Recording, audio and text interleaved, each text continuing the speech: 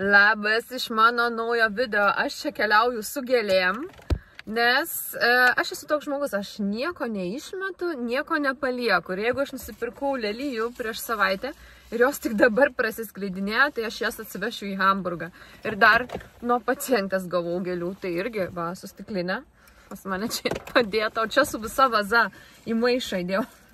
Čia yra Indrės dalykai, jeigu ką, su manim taip vyksta dalykai. Tai va, mano pakrovėjų maišelis kosmetinio. Tai aš atvažiavau į Hamburgą, šiandien yra penktadienis, šito video ir įkelsiu neužilgo.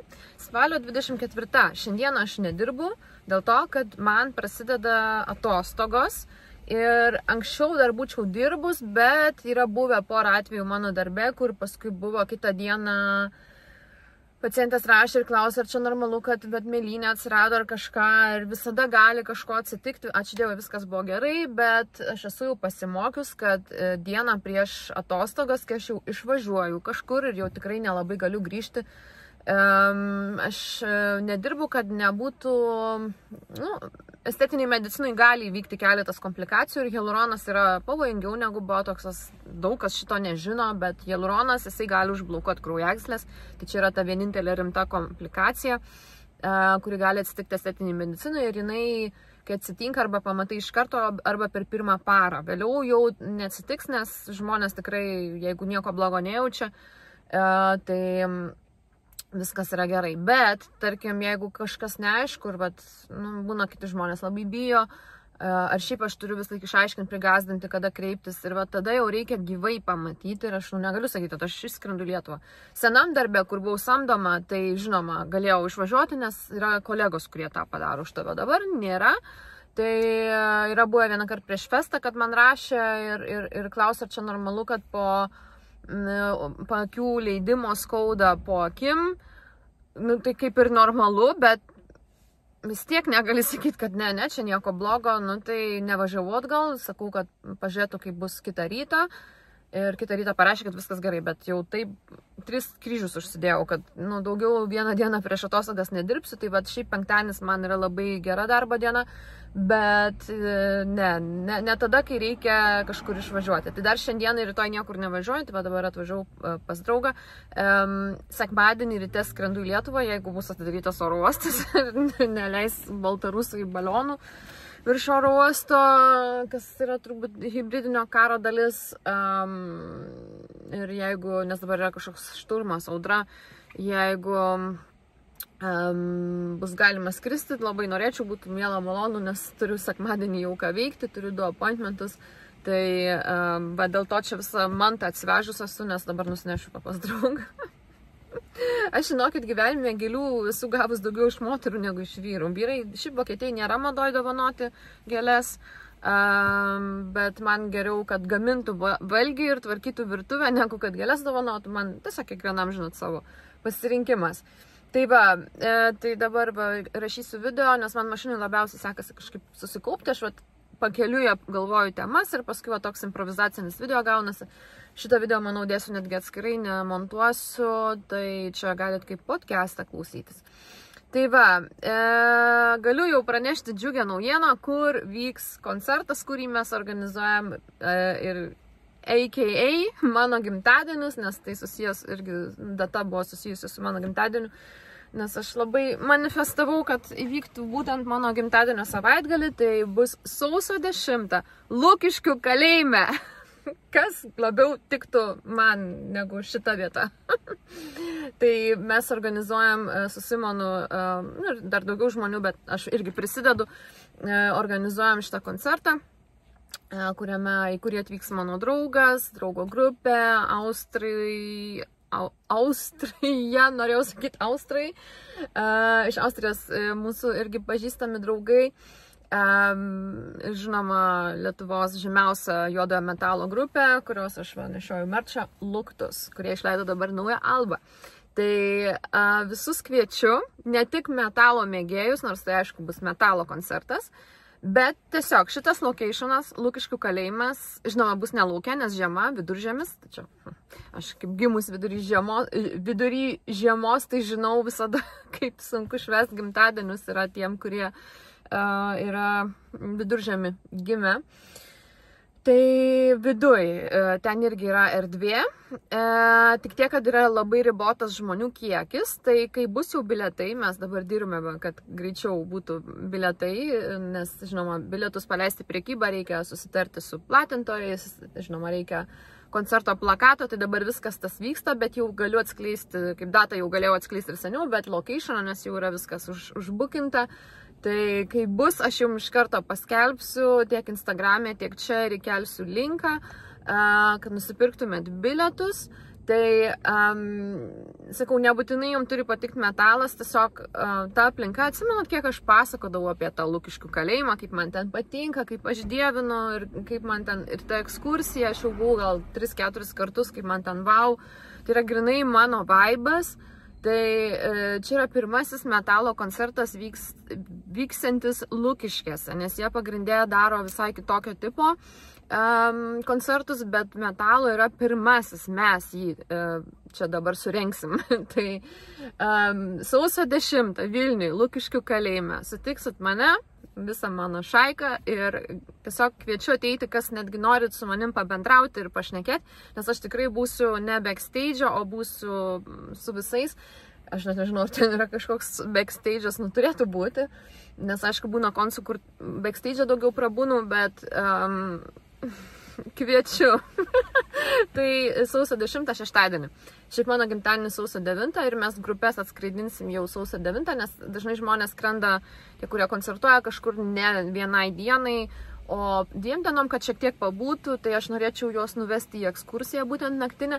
Bet šitiem visiems vokiečiam, austram, tas yra labai įdomu, šitas dalykas, šitas konceptas, nes jis yra realiai vienetinis turbūt pasaulyje, kad kalėjime, šitam buvusiam, ten ne tik sovietinis kalėjimas, ten ir seniau, kiek žinau, buvo, ten ko tik nebuvo ir koncentracijos stovykla, kad tokioj erdvėj vyksta renginiai ir kad galima ten koncertuoti. Tie austrai patys pasiprašė ten groti, nes jiem čia yra wow, žinot, čia jie visi yra iš to nesusidūrusio pasaulio su bėdom tokiom kaip mes ir jiem yra, nesakau, kad jie tipo, o čia iš tokio turizmo pusės, bet jiem tiesiog ta visa dvasia, jiem yra, jie šito nėra matę, nėra patyrę. Ir dabar, pavyzdžiui, vis tiek labai populiaru ir Instagram, ir visur tas brutalizmo, ne tai kad garbinimas, man irgi labai patinka, man tai yra tokia, aš nesu ta sovietinė nostalgikė, tikrai ne, aš sovietmetį negyvenau, gimiau sausio 91 metų, 4 dienos prieš sausio 13 įvykius.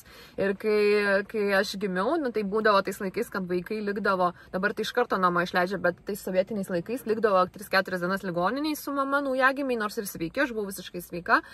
Tai vis tiek likom ir tada sausio 13 vežė mane namo su Volga, mano senelis, ir tada visi ten bijojo tankų, nes, šiaip Klaipėdoje, aišku, ten nebuvo įvykių sukūrys, bet ten žmonės ėjo prie televizijos bokšto, ne bokšto, o to antenos kažkokios, mama pasako, ir ten jau saugojo.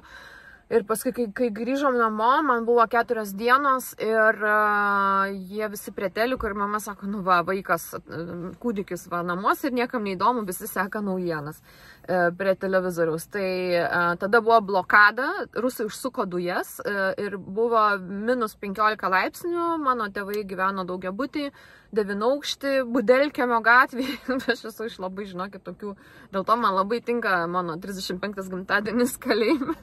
Aš esu iš labai tokių žiaurių sąlygų.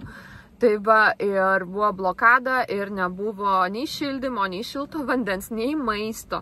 Turėdavo eiti pas šeimos gydytoją, kad gautų receptuką dešreliam nupirkti, nes aš buvau mažas vaikas, jau kai man buvo gal pusę metų, 91 čia, mano 91 gimimo metai, 1991, 19, mano datoj nėra jokio kito skaičiaus, tik vienetas ir devynetas. Tai ir buvo baisus laikai, realiai nebuvo nei ko valgyti, nei šildymo, nei kažkokių ten pampersų ar kažko, nieko nebuvo. Tai va tokiais laikais tėvai gyveno. Tai buvo laukiniai 90-ieji ir net mano tėvui amžinatilsi, mano tėvas jau 10 metų kaip miręs nuo smegenų vėžio. Tai čia turbūt gal daug kas nežino šito fakto. Šiek tiek gal biškį ir papasakosiu apie save, nes turbūt daug kas žiūri mane galbūt pirmą kartą, tai biškį gal nusileisim į mano praeitį, padarysim ekskursiją. Tai aš jums šitą video ir padarysiu naudingų, papasakosiu dalykų, kaip savo požiūrį galite irgi šiek tiek gal pakeisti, netgi gal kažkaip užsimotyvuoti, bet noriu, kad būtų jums šitas video naudingas, nes tai yra galbūt mano gyvenimo misija kitiems žmonėms kažkiek nušviesti kelią. Čia gal pasakyta labai iš aukštybių, bet ne, žinokit, aš ne iš aukštybių. Aš niekada nežiūriu iš aukštybių žmonės, jokius, absoliučiai. Aš tiesiog noriu padėti žmonėm ir tai yra mano gyvenimo misija. Kokia ten specialybė, tai čia dar galėsim irgi padiskutuoti ir panašiai. Tai va, dar grįžtant prie Lukiškių, tai sausio 10, šeštadienį, įsiminkit datą, kai bus bilietai, galėsit pirkti bilietus ir mes tikrai sustiksim ir jūs galite prie manęs prieiti ir pasisveikinti ir mes galim pašnekėti. Tai labai tiesiog, man čia yra šitas, o dieve, vau, aš visus gimtadienius švęsdavau realiai viena namie, jau pasakau, kad visada vidury savaitės, visada praeitais visais metais būdavo kažkaip vidury savaitės, nes tai nėra, kad kiekvienais metais slenka per vieną dieną, tai priklauso nuo kitų kažkokių ten dalykų ir, kažkaip būdavo, ne tai, kad liūdna, bet aišku, susikoncentruodavau į save, o dabar, 35. Tai jau atšvesim kaip nežinau kas. Tai va, tai apie ką norėjau papasakoti. Norėjau šiek tiek apie save papasakoti. Aš esu iš tikrųjų iš sunkių sąlygų, finansiškai, ir šiaip iš visiško geto, sakykim taip. Apie mane visą gyvenimą, jau kaip pasakau, praeitose video, man atrodo, privačiam video pasakau, apie mane visą gyvenimą visi kažką pletkina, susigalvoja, laužia iš piršto, nėra visi pletkai pagristi, nes laužia iš piršto. Apie mane buvo pletkas universitete, kad aš tapau grupės seniūnė, nes mano tėvai, daktarai, nuvažiavo į KMU, tuo metu dar buvo Kauno medicinos universitetas ir pakeitė, kad aš būčiau seniūnė. Jo, mano tėvai, daktarai, ką jūs nusišnekat? Tai tokių visokių būdavo dalykų, bet aš gimiau Klaipėdoj, mes tiesiog mano tėvai buvo paprasti žmonės, mano tėvas iš kaimo, mano mama miestietė, mano senelis yra vokietis. Čia jeigu jau labai dabar giliai kapstant, aš jums tiesiog dar norėjau irgi papasakoti, akcentuoti tą, pažiūrėkit, kaip keičiasi laikai, kaip mes jau pakeitėm savo aplinką, tiksliau mūsų aplinka pasikeitė, mes dar galbūt gyvenam senom tom nuotaikom ir senais nusistatymais, bet pagalvokit, normalūs laikai baigėsi 2020-aisiais. Dar būna, sako, iki 2016 buvo viskas daugmaž okei, 2019, bet tada pradėjo viskas griūti, ten pandemija, karai, karų visada buvo, bet kas dabar darosi pastoviai. Tai normalūs laikai pasibaigė. Atėjo social media, kažkaip įsnykino, įlindo social media. Aš atsimenu, kai aš buvau studentė ir aš keldavau į Facebooką nuotraukas, tarkim maisto nuotraukai keldavau, ant manęs visi stumdavo, kad ką tu čia keli į Facebooką, ką tu valgai.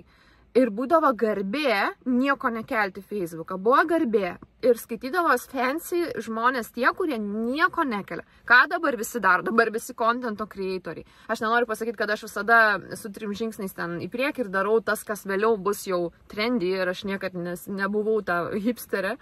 Aš tiesiog visada darau, kas man patinka ir kas man teikia džiaugsmą. Bet man dabar ima juokas, kaip visi tie, kur ten, o dieve, čia kelia savo selfius, savo nuotraukas, buvo apie mane pletkas. Jinai ryte, kai atsikėlė, įsivaizduojat, kaip pasikeitė laikai, nes būdavo sakoma, čia irgi prieš daugiau, kada kokiais 2012 ant manęs sakydavo, jinai, kai atsikėlė, jos buvęs vaikinas pasakoja, Indrė, kai atsikėlė, jinai iš karto sėda prie kompo ir tikrina Facebooką. Nes nebuvo smartfonais. Jūs darėt, ant kiek pasikeitė jau viskas, net nebuvo, kad mes telefoną galim įsijungti. Dabar atrodo neįsivaizduojama, reikėtų eiti prie kompo, jį įsijungti, kad patikrinti Facebooką. Taip, kiek jai palaikino, ką dabar visi daro, visi contento creatoriai, visi daro, viską kelia. Ar tai yra kokybiška ar ne, yra kitas klausimas.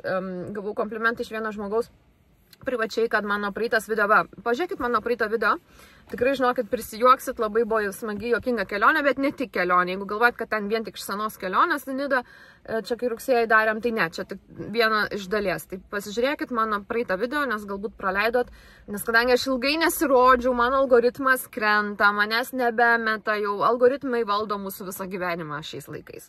Karai ir algoritmai. Kas dar? Dar kapitalizmas.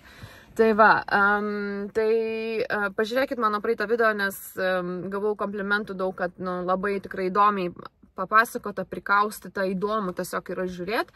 Tai jeigu norit gerai praleisti 30-40 minučių, kiek aš ten 40 minučių padariau, tai pasižiūrėkit mano praeitą video. Tai yra klasikinis vlogas, kaip jūs jų jau esat pasilgę. Ir dabar kelsiu iš Lietuvos, o Lietuvos vlogai yra numeris 1 mano YouTube istorijoje. Ta prasme, visi žiūri Lietuvos vlogus.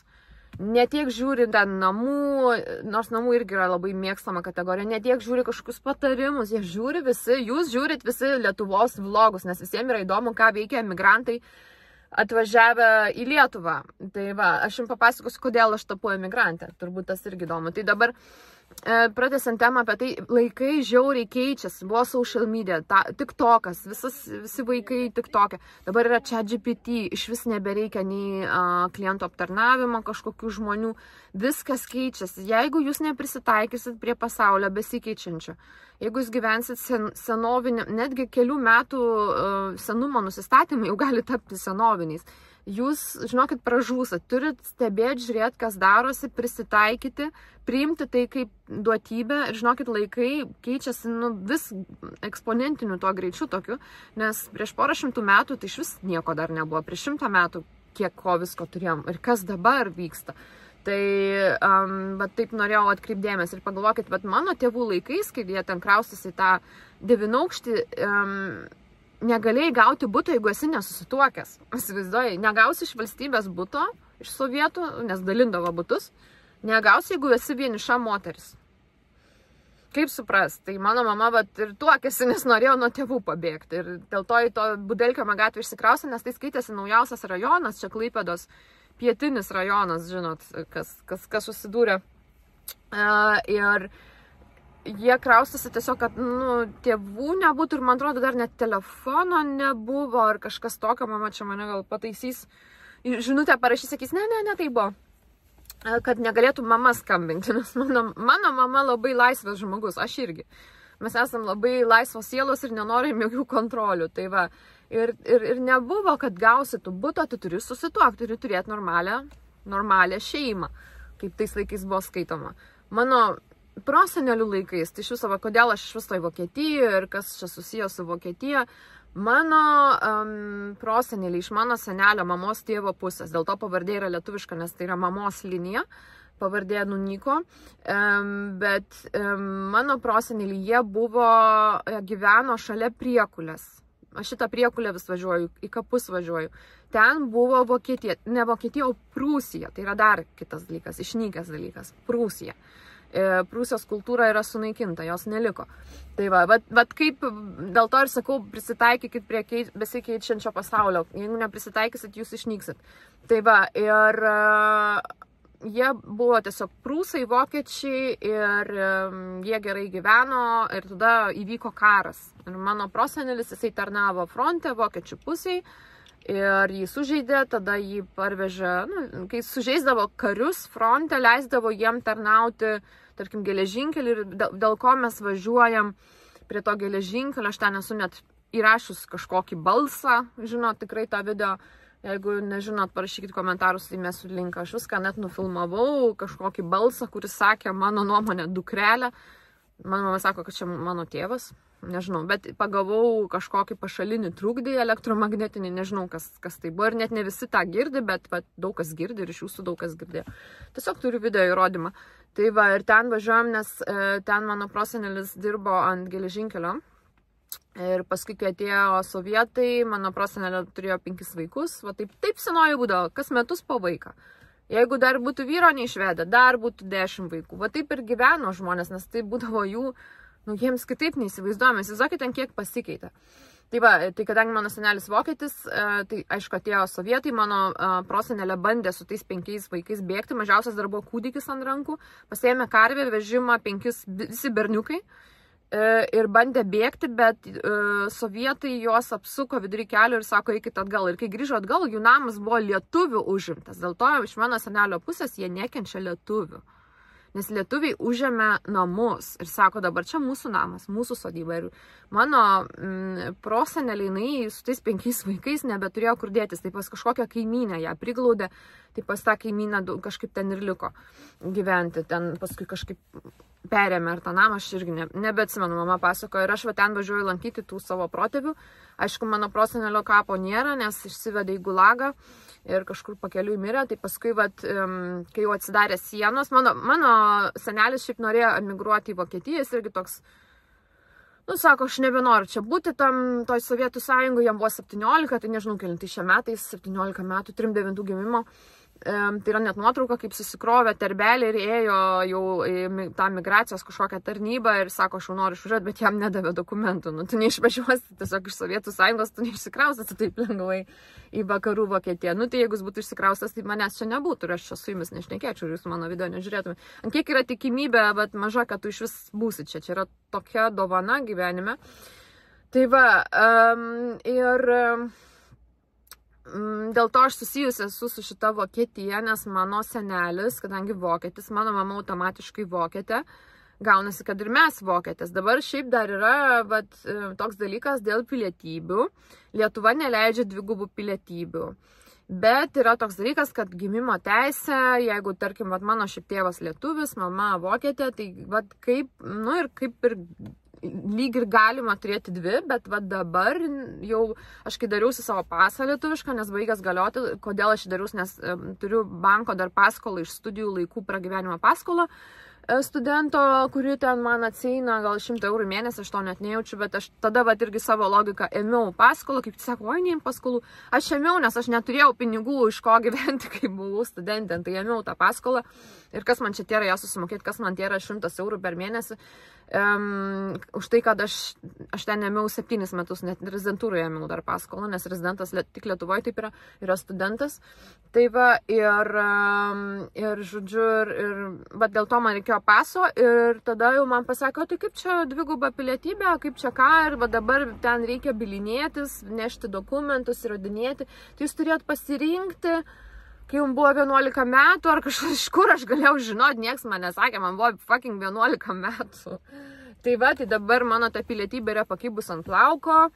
Nu, jeigu nori, tegu atema, tai ką? Tai tegu lietuviai dar atema likusiam lietuviam, kurie yra užsienį ir garsina Lietuvos vardą, tegu ir dar mane atkerta visiškai, nes svarbiausia prisivaryti, žinot, iš Pakistano reikia prisivaryti. Nu, gerai, nepradedam šitų politinių temų, nes toj susinervinsiu. Toj prasidės čia šit stormas. Žinot, mano politinės pažiūros yra labai turbūt keistos ir įdomios ir niekas gal tokių neturi, aš nežinau, aš nesuprantu, nes aš nerandu savęs jokio ideologijoje. Aš esu labai liberalus ir tolerantiškas žmogus. Aš, gal net per liberalės ir tolerantiška ir aš sakyčiau, visi turi teisę gyventi, kas kaip nori, daryti, ką nori. Bet aš nenoriu pati savo laisvės riboti su kai kurių kultūrų šiukšlinimu, triukšmu. Kodėl aš turiu matyti tos nušiktus kampus, kai nuvažiuoju į Briuselį, buvau Briuselio, dieve, tu mano daugiau gyvenime nevažiuosiu. Prasieikit pro Briuselio kraštus, prasieikit pro tos visus centrus, jūs pamatysit dalykų, kur žaktelsit. Tai aš, pavyzdžiui, nematau tame jokio gėrio, kaip yra liberalumas, turėtų sakyti. Kodėl aš turiu kaip moteris būti kalta dėl to, kad aš esu moteris ir neturėti balso teisės. Taip, bet aš esu už feminizmą, bet ta ideologija politinė, jinai yra kaip už feminizmą, bet kai liečia tai tas kultūras, tai jie iškart nutyla. Tai jūs neturit kiaušų, žinokit, rimtai. Tai ir aš nerandu savęs šitoj politinė jokioj ideologijai, nes mano nesutampa su niekuo.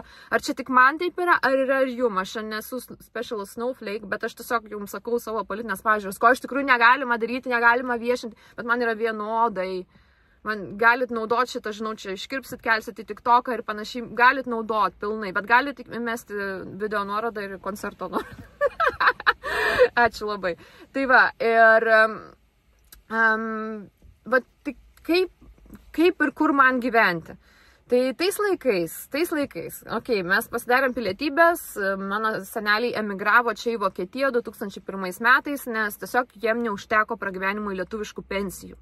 Neužteko, jie išvažiavo čia, jie gavo butą, žinot, kaip Vokietijoje iškart gauni butą, dar tais laikais nebuvo taip kaip dabar, kad tu negausi buto, nes yra visas trečiasis pasaulis suvažiavęs, tais laikais tu galėjai rinktis čia. Tai va, ir jie gavo čia pašalpas, nei cento neuždirbė Vokietijoje, gaudavo pinigus iš valstybės, pašalpas, už butą sumokėta, butas duotas, va tokiam sąlygom. Tai išvažiavo ir čia gyveno. Tada manęs mama klausė, ar tu nori dabar emigruoti, man buvo 15, ar nori dabar emigruoti, ar vėliau. Ir aš sakau, Vokietija yra tokia mokyklų sistema. Ir va čia jau prasideda neišmanimas, nesupratimas, iš kur mums reikėjo žinoti, kaip bus, jeigu mes esam paprasti varguoliai iš Budelkamo gatvės Klaipėdos gete, neturintis jokių, nebuvo nei interneto, nei ChatGPT, gerai, internetas jau buvo, kai man 15, bet nebuvo tos informacijos, nebuvo kas pasakytų, kaip gyvenime, iš vis gyvenimą dėliotis. Dabar aš jums sakau. Ir iš vis dabar visur pilna info, bet ar nuo to dar yra lengviau, tai klausimas, kai tos info iš visur dar yra per daug. Tai va tais laikais, va, tai buvo tos mokyklos, realių šūlė vadinasi, pagrindinė mokykla. Ir būdavo sakoma, jeigu tu pakliusi pagrindinę mokyklą kaip emigrantų vaikas, aš beje pati emigrantė esu. Ir aš vis tiek, vat, šneku, kad, nu, čia yra nesąmonė, kas čia vyksta. Tai, žodžiu, kaip čia buvo kažkur ukrainietis padurtas, Airijoje ukrainietis buvo padurtas kito emigranto už tai, kad kepė kiaulės lašinius. Aš žinokit, aš dėl to nežiūriu žinių, bet kartais man prasprūsta Instagrame kažkur kažkas. Tai va, tai apie ką mes kalbam? Apie ką? Žinoma, šitie visi vakarų vokiečiai yra tiesiog, nu, jie nemato šitų dalykų. Jie, vat, lygiai taip pat kaip dėl rusų, dėl karo, jie nesupranta, jie tiesiog nesuvokia, nes jie neturi to iš vis jokios patirties, yra užaugę šiltnamio sąlygom, jiem yra visada viskas prikišta į šikną, kaip sakoma, ir jie nesupranta šitų visų dalykų ir jie išskėtė rankas, viską nori priimti. O dar iš vis net nepradedam kalbėti apie žmonės, kurie Europą sunaikino. Pavyzdžiui, buvusi šitos šalies vadovė, kuri kažkodėl mėgosi savo pensiją, o nesėdė iki gyvos galvos už tai, ką padarė visai Europai ir su visais savo dilsais, su Putinu ir taip toliau. Dieve, Indrė, aš nenorėjau kalbėti apie politiką šitam. Bet, pavyzdžiui, tokie žmonės, jie turėtų būti uždaryti už žalą visam pasauliui padarytą. Už visus mirusius žmonės, nes tai yra jų kaltė. Bet pasaulis taip nevyksta. Pasaulyje yra neteisybė visada. Tai va, ir nežinojimas. Bet ir mes paprasti žmonės iš to nežinojimo, mes darom kažkokius sprendimus ir mes paskui bandom iš to kapanotis, bandom kažkaip gyventi. Dar patys save ribojam, patys savim netikim. Žinau, dar yra labai didelis skirtumas mentaliteto mūsų, kaip lietuvių ir kaip kritiškų žmonių. Ir vat būtent žmonių iš tų kitų kultūrų. Aš su jais susidūrus labai daug, nes ir dirbus esu kartu. Žinokit, mes savim nepasitikim, mes galvojam, kad, o Jėzau, mes čia vargšiukai. Aš nežinau, mus gal visus tos amžius talžė, kaip tauta, visi ten bandė mus ten pridusinti. Galutinai nepridusino. Ir tokia maža šalis, tai aš tiesiog labai didžiuojasi šito dalyku, kad bet lietuviai vis tiek kažkaip išliko, net ir turėdami mindsetą, kad jie yra kalti, kad jie nenusipelnė. Žinokit, kaip pabūnė su kitų kultūrų, būtent artimųjų rytų, jie galvoja, kad jie yra patys geriausi, tu jiem nepasakysi, kad jie kažką ne taip padarė, tu gausi taip atgal. Ir, pavyzdžiui, lietuviai, krepšinis koks, tai nepataiko vieną kartą, viskas. Nieks nebesigaus, čia blogai. Nu, žinokit, čia tame yra didelė problema. Bet visose darbuose, kuriuose čia dirbau, va šitas buvo, kad mes lietuviukai, durniukai, ypač pačiai pradžiai, debiliukai, durniukai, nusibaudę, viską darom ir už juos darom, o jie eina melstis valandai. O kodėl aš negaliu per kūną išeiti melstis? Gal aš Gabijai meldžiuosi, suprantat? Tai ir aš irgi gal turiu teisę nedirbti tą valandą. Bet kažkodėl jie turėdavo teisę nedirbti, o mes dirbdavom. Tai va, norėjau papasakoti biškį backgroundo. Tai va, tai tais laikais nežinojom kaip kas, bet tokia buvo informacija, kad nereikia emigruoti, nes pateks į tą pagrindinę mokyklą ir negalėsi niekada iš jos išeiti, nes tai yra jau žemesnės klasės mokykla, nes iškart suskirstoma ir negalėsi gauti medicinos studijų. Dabar, jeigu kažkas man taip sakytų, sakyčiau, nelimituok savo mąstymo. Kodėl tu galvoji, kad tu nepateksi? Kodėl tu turi talentą? Tu gali išmokti kalbą, tu gali prasimušti. Kodėl tu galvoji, tau kažkas bandė įdiegti, kad nepateksi? Man bandė sakyti mano pažįstami žmonės, kai aš norėjau išeiti estetinę mediciną, man bandė sakyti, ne, čia tokia didelė konkurencija, tu čia negali, žinok, nepatariu, lik ligoniniai. Never ever daugiau gyvenime, sakau, kiek metų klausiausi kažkokių pasakymų, nuomonių, ko aš negaliu ir ką aš galiu, baigėsi šitas. Ir jums rekomenduoju viso šito atsikratyti, ignoruoti, nepasakoti, turėjau irgi su vienu žmogum diskusiją. bet ten kažkam kažką papasako ir tas kažkas kažką pasakė atgal ir numušė visą ūpą. Ir vat sukritikavo, kam jūs pasakojat, kam jūs skleidžiat, jūs darykit savo, kaip jums atrodo geriausia, neklausykit tų visų šūdų iš aplinkos. Tai va, bet aišku, kai man buvo 15 ir mes gyvenom tokiam pasaulyje, kokiam gyvenom, mes neturėjom tų žinių ir mes darėm pagal tai tą, ką mes žinom. Ir aš aišku sakiau, kad neemigruojam, aš pasibaigsiu mediciną Lietuvoje ir tada emigruosiu. Nu ir va, išvažiavau studijuoti medicinos, gavau nemokamą studijų vietą. Kodėl gavau ir paskui būdavo, o Jėzau, čia gavo nemokamą vietą ir čia dabar emigruoja, išsineša pinigus. Pala. Visų pirma, aš gavau nemokamą vietą dėl to, kad išlaikiau, pavyzdžiui, egzaminą biologijos 100, gavau 100%. Chemija buvo apie 90 ir lietuvių buvo 96. Išlaikiau, tais laikais reikėjo 3 egzaminų, ten tų valstybinių. Nežinau dabar kokią sistemą, aš savo jėgom įstojau mediciną, įstojau labai gerų balų, tapau grupės seniūnė ir studijavau nemokamai, dėl to, kad aš tiesiog tą užsidirbau, nusipelniau, nes aš vasaromis, vieną kartą esu bandžiusi dirbti vasarą, dirbau padavėją, man net 16 nebuvo. Ir aš 3 dienas padirbau ir supratau, kad mano kelias yra mokslai. Ir paskui kažkaip buvo madoj dirbti, išvažiuoti į Angliją, braškius skinti ir taip toliau. Ir aš mamai sakau, tai gal man dirbti, nes pinigų tai mes neturėjom. Mama sako, ne, gal eik knygą skaityti, ruošti studijom. Sako, tu žymiai daugiau uždirbsi, jeigu tu už studijas nemokėsi. Tai va, ir taip ir pasiteisinu. Paskui dabar gerai, studijom, šiaip, sakyčiau, Lietuvos studijų kokybė yra ganėtinai gera.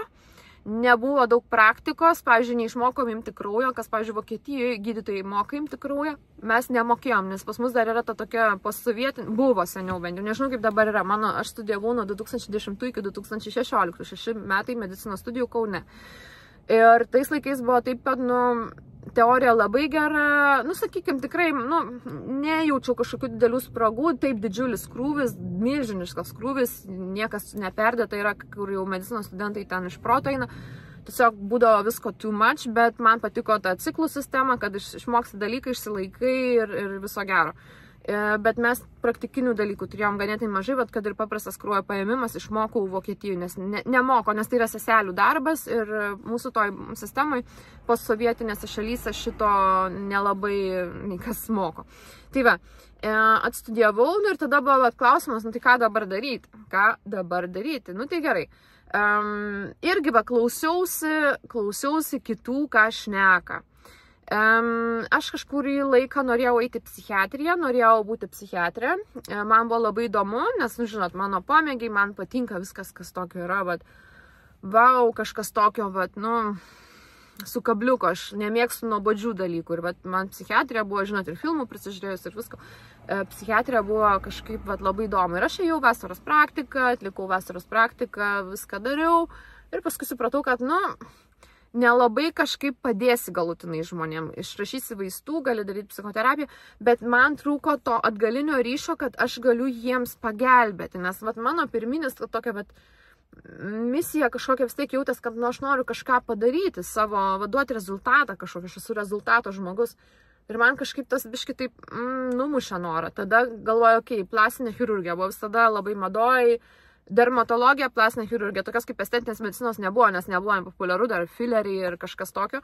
Tai galvoju, grožis yra grinai mano, norėčiau, bet visi sako, oi, ne, Lietuvoje tu negausi, nes Lietuvoje tas kelias rezidentūros vietas bus sukišti gydytojų vaikai, pažįstami ten visokie per blatą, korupcija, o tu esi niekas, tu esi iš paprastos šeimos, tavo tėvai bedarbiai ir ką tu gali čia pasiekti. Ir žinoma, aš net nebandžiau, nes o kam čia bandyti, tai va, ir tada galvoju, gerai, tai ką man daryti, dabar šis nieko nežinau, ką daryti toliau, tai aš įstojau į skubią mediciną ir aš esu dirbusi Kauno klinikose beveik metus skubios pagalbos skyriuje, kaip gydytoja rezidentė, čia buvo mano pirmieji rezidentūros metai, aš galvojau, kad, tiesiog aš prisirinksiu daug patirties, man patiko siūti žaizdas, aš siūdavau visokiem ten benamiam, susidaužiusiam žaizdas ant galvos, man tiesiog patiko tas darbas, aš turėdavau rezultatą, šiaip darbas sunkus, naktinis,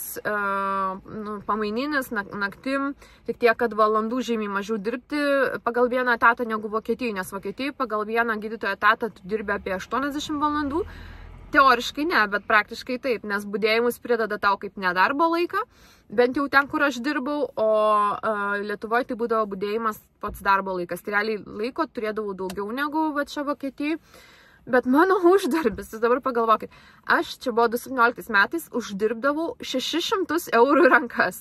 600 gydytoja rezidentė 1 metų su naktiniais budėjimais. Mano naktinio budėjimo pliusas buvo euras per valandą. Pagalvokit. Euras per valandą, nu tai būdavo naktinis budėjimas kažkaip 10 valandų, nes aš atsimenu, kad aš uždirbdavau ekstra 10 eurų. Super! O ką? Ir kaip? O ką? Čia yra valstybinė įstaiga. Tai aš, kadangi gyvenau, man visada svarbu buvo komfortabiliai gyventi ir aš, nes niekada, mano sąlyga tėvam buvo, kai aš kraušiausi į Kauną, sakiau, kad aš barake negyvensiu ir su kitais žmonėm negyvensiu. Jeigu jūs norit, kad aš studijuočiau mediciną, aš iškėliau savo sąlygas, žinokit, aš nuo mažų dienų keliu savo sąlygas. Tai iškėliau savo sąlygas ir sakau, žinokit, dabar sukitės kaip norit, darykit kaip išmanot, aš gyvensiu tik viena. Ir aš gyvenau visada viena. Ir labai pradžiai prastom tokiam sąlygom gyvenau Partizanų gatvėje, Partizanų 315, po šiai dienai atsimenu Kaune. Ten yra buvę bendrabučiai, neturėjau net virtuvės. Turėjau tokį sovietinį, žinot, vonę, tokią kvadratinę ir ten plaudavau savo podelius. Va taip aš gyvenau. Paskui po pusės metų jau tėvai sako, Dieve, gal krausomės iš čia, nes ten kontingentas buvo. Bet man buvo svarbu viena gyventi. Aš noriu turėti savo laisvę. Nenoriu dalinti su niekom savo erdvę. Tai va, ir paskui jau persikraušiau kur geriau, paskui dar kur geriau ir tada dar labai kur jau gerai. Nuosavam name gyvenau, nuomavausi butą su atskirų įėjimų, su kandelabrais, žodžiu, sietynais ir ten mokėjau aš 400 eurų nuomos ir uždirbdavau 6, tai likdavo 200. Ir dar mašiną turėjau, nepamirškim to. Nu tai toks buvo visai pasirinkimas. Dėl to aš turiu tą tokį norą keliauti, nes aš, pavyzdžiui, niekad negalėjau keliauti, niekad man to nebuvo duota. Ir aš kažkaip galvoju, blemba, ką aš čia darau, ką aš čia veikiu ir kaip suprast, kad tik 600 eurų, ką daryti. Tada jau biškai pradėjau influencinti, man atrodo, vokišką YouTube'ą pradėjau kurti vien tam, kad, bet taip į tą YouTube'ą ir įėjau, kad pradėjau kurti vokiškai, nes norėjau pasipraktikuoti kalbą. Nes, žinot, skaityti, mokytis yra vienas, skaitimas ar ten rašymas yra vienas dalykas, bet kalbėjimas greičiausiai pralaužiant kalbos. Tai aš kuriu YouTube'ą vien tam, kad pakalbėt vokiškai, nes pradėjau žiūrėti vokiškas YouTuberės dėl kalbos mokymosi. Tai va taip aš čia ir atsiradau. Ir buvo keletas video vokiškai. Tai va, paskui pradėjau lietuviškai pasakoti apie emigraciją. Nu ir tada mes sakom, tai mes su mama taip sakom, mano sesė jaunesnė, jinai dar studijavo mediciną, negyvenom net ir su sesė kartu, pradžiai bandėm gyventi, bet žinokit, su manim jūs nenorėtumėt gyventi. Pas mane tokia būtų kariuomenės tvarka įvesti, žinokit, nieks nenorėtų. Tai va, ir sakom, blemba, ką aš čia veikiu, ką aš darau su savo gyvenimu. Man reikia pinigų, aš turiu poreikius, aš turiu komforto poreikius. Tai mes pardavėm butą senelio, ne senelio, jau seniau pardavėm savo butą Klaipėdui, išsidalinom į 3 dalis. Aš, mama ir sesė, daugiau giminių nebeturim ir išvažiavom į Vokietiją. Prisikrovau pilną mašiną, ne šito, dar turėjau kitą. Ir išvažiavom čia. Ir mes irgi nieko nežinom, absoliučiai nulį. Būdavo Facebooko grupėse, ten info, ten Lietuvos emigrantai Vokietijoje ir panašiai. Aš nežinau, kad mes negausim kur gyventi, aš nežinau, koks procesas bus šitas visas pereitas, nieko aš absoliučiai nežinojau. Ir mes atvažiavom pas senelį, glaudėmės 2 kambarių bute 3, aš turėjau visus savo daiktus mašinui, kaip čigonų taboras buvo visiškas. Ir jo, mes taip vat pradėjom šitą pradžią. Tai buvom ir benamių centre, nes buvom atsidūrę visiškai praktiškai ant gatvės, nes mano senelis turėjo, dabar jau ne, bet turėjo šiek tiek problemų su alkoholiu ir mums buvo pasakęs, kad eikit lauk, nes mes neleidom gert ir mes atsidūrėm gatvėj. Tai va, tai mes ėjom į moterų pagalbos centrą, krizių centrą ir ten nakvojom. Aišku, iš karto aš esu labai gudri ir iš karto susiradau vaikiną, kad pas jį galėčiau būti. Ir tokia buvo mano pradžia. Ir dabar, kodėl aš tą pasakoju, aš tiesiog noriu pasakyti, gerai, čia galim šitoj vietoj ir baigti pasakojimą, nes čia užsitęs kitaip video, aš papasakosiu gal kitam video antrą dalį šito dalyko, šitos pradžios, bet aš ką noriu pasakyti, jeigu jūs matote ten kažką Pavyzdžiui, aš nežinau, ko ten man labai pavydi, neįsivaizduoju iš tikrųjų ko, nes realiai ką aš turiu, gali turėti daug kas, bet yra tų tokių pavyzdžių žmonių ir jie galvoja, oi, nu tai ką čia, vat, leidžia lūpas ir, nu žinau, nes girdžiu, ką kiti kalba, ir čia keliauja ištisai ir čia, tipo, iš kur čia, kaip čia ką. Žinokit, iš vargo, iš didelio vargo, bet žinot iš ko, iš nepasidavimo. Dėl to, kad aš turiu vieną dalyką, aš niekad nepasiduodu ir tikiu savim. Ir kartais einu va bank, rizikuoju. Tas pats buvo su mano šito dabar praeitų darbu, kur aš pasakiau, kad, nu, ne, čia yra miręs reikalas.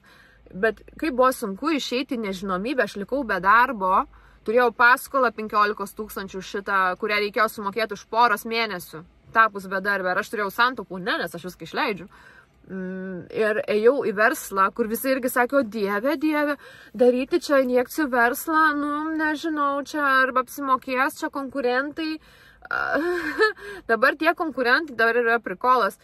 Konkurentai yra prie mano durų, prie mano darbo durų yra tokia boba pasistačius savo reklamą, savo klinikos reklamą, prie mano durų. Aš net reklamos jokios nedarau, aš nesu išleidus nei cento marketingo, aš gyvenu realiai iš to, kad žmonės žino mane ir jie rekomenduoja mane. Neturiu jokios reklamos. Ir prie mano durų yra, aš jums įkelsiu į vlogą ir parodysiu, esu nufilmavus, boba pasistatė vagonėlį su savo reklamą. Ir mano klientai klausia, ar čia pas mane darau šitos treatmentus. Aš nežinau. Žinokit, bet ir tau nepasiseks. Žinokit, kai tiki savim, tai apie tave išgirs, vat, ir kiti, ir netgi jie bandys ant tavęs nujoti, tą daryti savo naudai kažką. Ir ne dėl to, kad tu kažkas būtum ypatingo, bet tiesiog tu tiki savim. Aišku, jeigu tu turi ką pasiūlyti pasauliui ir dar tą įvinioji ir patiki kažkaip, nu tai tau negali nepasisekti. Tai dabar užteks apie mane, noriu šiek tiek jums duoti išsinešimų į namų darbų. Mes egzistuojam šitam pasauliu, norim ar ne. Mūsų niekas neklausia, ar mes, nu žinoma, taip, iš tos spiritualinės pusės sielos yra klausimą, ar nori dar kartą reinkarnuotis ir eiti toliau. Ir tavo, kaip sakoma, tavo siela pasirinko čia sugrįžti į tavo šitą mėsos ir kaulų maišą. Tai va, okay, dabar ne apie tai. Mes kažkaip čia atsidūrėm. Ar tai mūsų valia buvo, ar mūsų sielos valia, ar čia tiesiog kažkoks atsitiktinumas, kuris yra beveik nulinės tikimybės. Mes čia esam. Kokiuose laikuose esam? Irgi, bet esam šituose laikuose. Nieko nepadarys. Negimėm nei anksčiau, nei vėliau. Gyvenam šituose laikuose, kurie dabar buvo kažkada pradžiai geri, dabar jie visiškai susikniso ir kažkokia yra nesąmonė, bet visgi kol kas dar gyvenam. Dar kol kas kažkaip kažką. Nieko nežinom, kas bus rytoj. Nieko absoliučiai nežinom, kas bus rytoj. Ir turim, bet tik šitą momentą, turim savo senstantį kūną, kuris po biškelį susidėvi, atsirašo, kad ir kaip kokia mašina. Tu gali ją gerai prižiūrėti, jinai tau tarnaus ilgiau. Bet jinai turi savo galiojimo laiką. Mūsų kūnas, jisai kažkada nustos funkcionuoti. Viskas. Tai bet mes turim tik šitą momentą. Ir daugiau nieko. Realiai, sako, nėra nei praeities, nei ateities, yra nuolatinis, čia dar bandė su manim ginčintis komentaruose, kad, nu, kaip čia nesąmonė. Sąmonė, žinokit, nes yra amžinas dabartinis momentas. Ir ką mes darom su juo? Ką mes darom su šito momentu? Mes gyvenam pagal kažkokią programą. Kažkieno, dažniausiai kažkieno primesta. Tėvų, visuomenės, expectationų, visokių tikėjimus, galvojimo, kas yra teisinga, kas ne, kaip reikia gyventi. Reikia pastatyti namą, užauginti vaiką, pastatyti namą, pastatyti medį, užauginti vaiką. Moteriai reikia būti amžinai jaunai, gražiai, paklusniai. Visuomenė nori, kad darytum vaikus, daug mokesčių mokėtojų pinigų, mokesčių mokėtojų užaugintum visuomenės nuomonę, kad tik per daug nesiskiričiotum, čia negalvotum, kad kažko, tas, kas bando kažką čia skiričiotis, yra atstumiamas iš visuomenės, eiktų raganai į trobelę gyventi. Per graži negali būti, nes iš tavęs tyčiotis, baisi negali būti, nes iš tavęs tyčiosis. Dirbk, kad tavo šefas būtų turtingesnis, tiesiog pahalink per naktis, kad jam sukrautų milijonus. Nu, žodžiu, gyvenam tokiam pasaulyje, kur iš visų pusių yra diegiama kažkokia programa. Ir vat, kas dabar, vat, ką aš vis mintyse turiu, aš dabar vis domiuosi tom temom, išsilaisvinimas, liberacija ta vadinama, liberation. Turi iš tikrųjų identifikuoti, ką tu garbini. Kiekviena karta ar tiesiog kažkokia socialinis sluoksnis, visi kažką garbina. Tai yra žmogaus, aš nežinau, gal jeigu mes kilę esame iš nežemiško prado, kažkas kažką, jeigu, čia irgi tikėjimo dalykas, ar mes gimėm iš evoliucijos, ar kažkoks buvo sumergintas, tarkim, gyvūnas ir kažkas iš aukščiau, nes tarp mūsų ir tarp gyvūnų yra labai didelis skirtumas ir didelė tokia kaip atplaiša. Jeigu nežemiškas pradas, galbūt mes kažką turim, kad mes turim savo genetikui kažką garbinti, kažką iš aukščiau, kodėl mes vis einam į tikėjimo pusę, kodėl yra daug religijų, religija tai nėra tas pats, kas tikėjimas, aš esu labai tikinti, bet neturiu religijos. Tai vis tiek yra kažkas, vat, ką jūs garbinat, kam jūs skiriate dėmesį.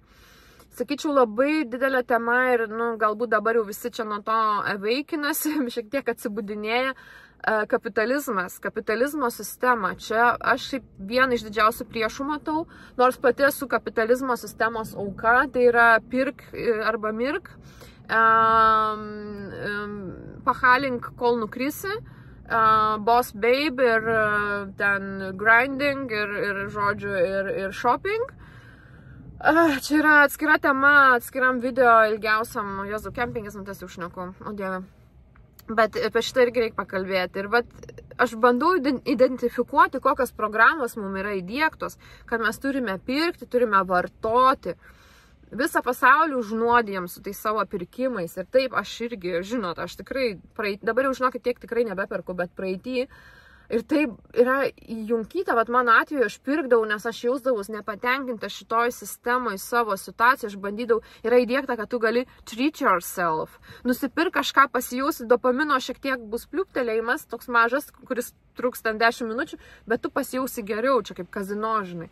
Tai va, ir aš noriu išsilaisvinti, mano, kaip visą laiką sakau, vertybė laisvė, bet tu negali niekada būti visiškai laisvas. Aš vis tiek neturiu pilnos laisvės, aš esu priklausoma, tarkim, nuo savo verslo, kad aš išgyvenčiau, bet aišku, mano verslas yra jau man žymiai didesnė laisvė negu samdinio gyvenimas, kur aš turėdavau maldauti dėl laisvos dienos, ar kad aš naktį galėčiau miegoti, o nedirbti. Tai, žinokit, čia yra, o dieve, čia reikia daug šnekėti apie šitą dalyką, bet pirmas namų darbas - identifikuoti programas, kas jums yra diegiama iš visų pusių, artimų, neartimų, visuomenės, televizijos, interneto, tiktoko, šeimos, giminių, tėtų, kurios klausia, kodėl dar vaikų neturit, o dieve, čia dar yra tema valandą šnekėti.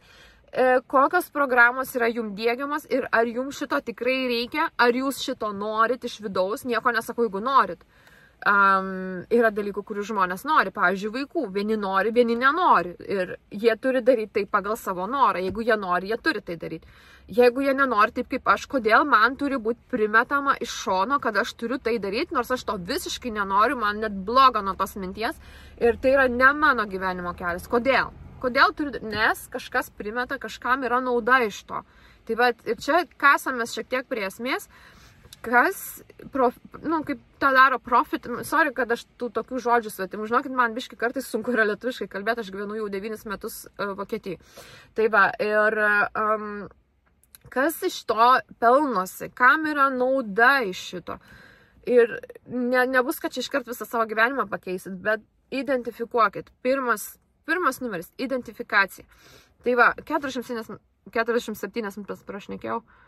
O dieve, ok, antra dalis bus mano mokamai platformai, iš karto toliau aš keliu video, tiksliau šitą įkelsiu ir įkelsiu tada iš karto ir privačioj platformai, kaip rasti, būna klausimas, kaip surasti tavo tos mokamus video. Žinokit, nežinau, nes man jos rodo kaip tiem, kurie prenumeruoja, nes aš pati juos sukūrėjau, žinokit, aš nežinau, kaip jums jos rodo, bet turėtų jums išmesti, galbūt man padės komentaruose kas nors, kaip pamatyti mano tos privačius video, bet turėtų, kai aš jį įmetu, jums parodyti mano sąrašą.